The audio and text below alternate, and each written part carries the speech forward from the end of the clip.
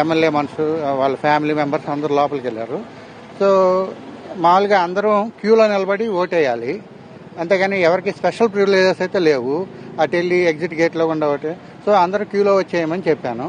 So వాళ్ళ అనుయాయులతో వాళ్ళు వచ్చి ఆయన ఓటేసి బయటకు వచ్చిన తర్వాత వాళ్ళు చెప్పినట్టున్నారు. దగ్గరకు వచ్చి దురుసుగా మీరెవరు అట్లా మాట్లాడటానికి అని ఇంకా ఏదో అన్నారు, బూతులు అట్లా కూడా, నువ్వు ఎట్లా బతుకుతావా అని అట్లా దెబ్బేశారు. నేను spur of the moment, I don't have any plan to hit or something, spur of the moment నేను కూడా వేసాను. ఇక్కడికి వచ్చిన తర్వాత తెలిసింది నాకు, కొట్టినట్టు కూడా నాకు తెలియదు. కానీ ఇక్కడ చెప్పారు మీరు కూడా కొట్టారండి. ఓకే, అయ్యి ఉండొచ్చు. సో తర్వాత పోలీసులు రావడం జరిగింది.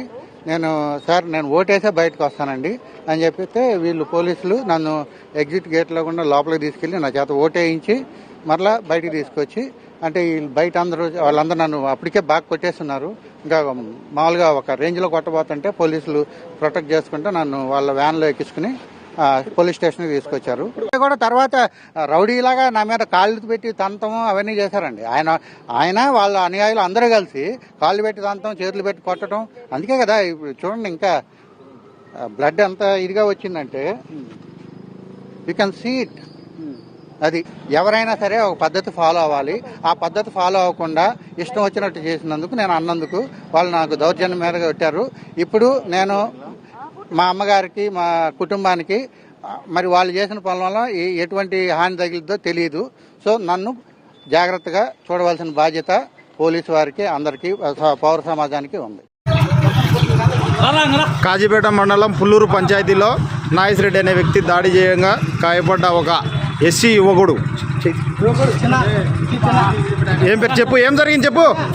నన్ను నాగేశ్వరరెడ్డి అనే వ్యక్తి అనుచరుల చేత సుబ్బాటి అనే వ్యక్తి రాయి తీసుకొని కొట్టిన వలన నాకు గాయం తగిలినది.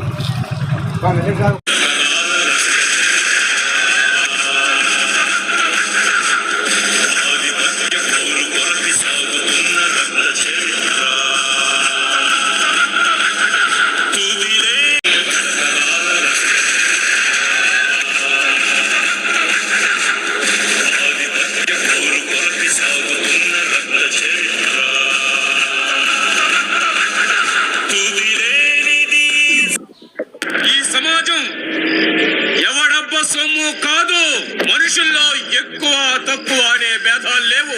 ఇది కేవలం మనిషికి మనిషికి మధ్య జరిగే పోరాటం.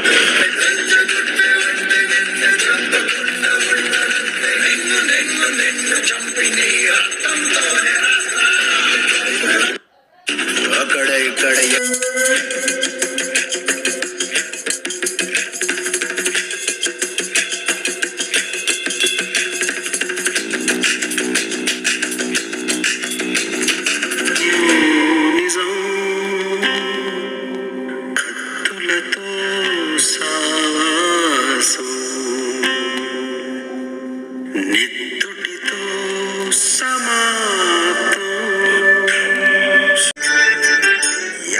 ప్రాణాలనైనా అవలీలగా తీయగలిగే ఆదిశక్తి ఆ దుర్గమ్మ కొండపై నుంచి విజయవాడ రౌడీలను చూస్తూ, రే మీలో ఎవరు ఎంత పెద్ద రౌడీ అయినా చివరికి మీ అందరి బతుకులు బూడిద కొప్పేరా అని ఎన్ని విధాలుగా చరిత్రలో జరిగినవి వివరించి చెప్పిన విజయవాడ రౌడీలు ఎవ్వరూ అది పట్టించుకోలేదు. ఎందుకంటే ధైర్యం ముందు పుట్టి రౌడీలు తర్వాత పుడతారు. చావు భయం ఉన్నవాడు ఎవ్వడు రౌడీ అవ్వలేడు. భయం లేని వాళ్ళు కాబట్టే వాళ్ళని రౌడీలు అన్నారు. అసలు ఈ విజయవాడ రౌడీజం మొదలైంది రక్తపు రంగులో ఉండే ఎర్ర జెండా పట్టుకున్న ఒక వ్యక్తి నుంచి. ఎవడు మార్చలేని వ్యవస్థను నేను మారుస్తానంటూ రొమ్ము విరుచుకుని ఉంచున్న అతని వెనుక వాళ్ళ బక్క బతుకుల్ని బాడీ బిల్డర్స్ గా మారుస్తాడన్న నమ్మకంతో కొందరు చేరారు. మేమేం తక్కువ తిన్నామని బాబాయ్ హోటల్లో ఇడ్లీలు తినే రిక్షా వాళ్ళు కూడా అతని వెనక చేరారు. మనుషుల్ని మోసుకు తిరిగే రిక్షా వాళ్ళే చేరినప్పుడు మొయ్యకుండానే తిప్పే మేం తక్కువ అని టాక్సీ వాళ్ళు కూడా చేరారు. అలా వ్యక్తి వెనుక కొన్ని వందల మంది చేరుతూ పోయారు. వాళ్ళందరినీ ఒకే తాటిపై నడిపించడానికి, తనకు అడ్డొచ్చిన మూర్ఖుల్ని తప్పించడానికి అతను అప్పుడప్పుడు తన కత్తిని వాడేవాడు. అతను మామూలు రౌడీ కాదు, రౌడీలకు రౌడీ. పోలీస్ కాని పోలీస్, జడ్జి కాని జడ్జి. అతని పేరు వెంకట్రావు. అప్పటి విజయవాడలోని చాలా చాలా ఏరియాల్లో చాలా ఎక్కడి నుంచి వచ్చారు? ఓటేసారు కదా ముందు, దీని తెలుగులో మాట్లాడడం అర్థమవుతుంది కదా. ఓటేసారు కదా ముందు, మళ్ళీ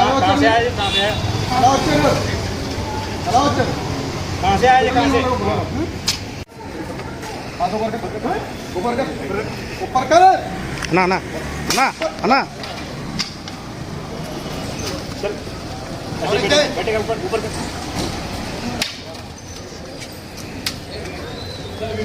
ऊपर